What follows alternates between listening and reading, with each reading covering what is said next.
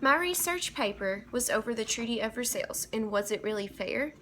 The Treaty of Versailles was signed in the year 1919 and was meant to put an end to the war between Germany and the Allied powers.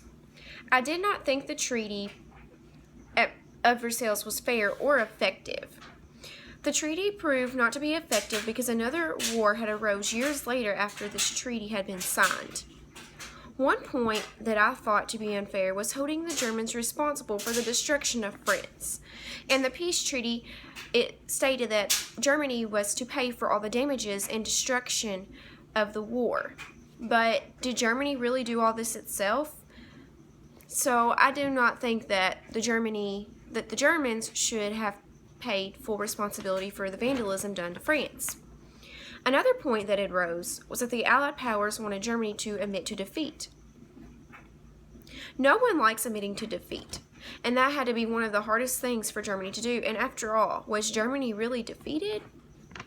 I thought this treaty to be unfair and ineffective. I did not think the Allied powers was very fair to Germany because they blamed all of the destruction on them. They made them admit to defeat. It just was one-sided. Even Dr. Ruth referred to this treaty as a stab in the back to Germany. I found this article to be very interesting, and it brings up some major points, and it does, kind of point out both sides of the treaty. But Dr. Ruth even found it to be unfair to the Germans, and he described why and explained points in the treaty as to why it was unfair for Germany. As I started this research paper, I did research on the Treaty of Versailles. I looked, to see what the history of it was, and I also kind of did both sides on was it fair or was it not. And I found it to be more unfair because of the research I had found.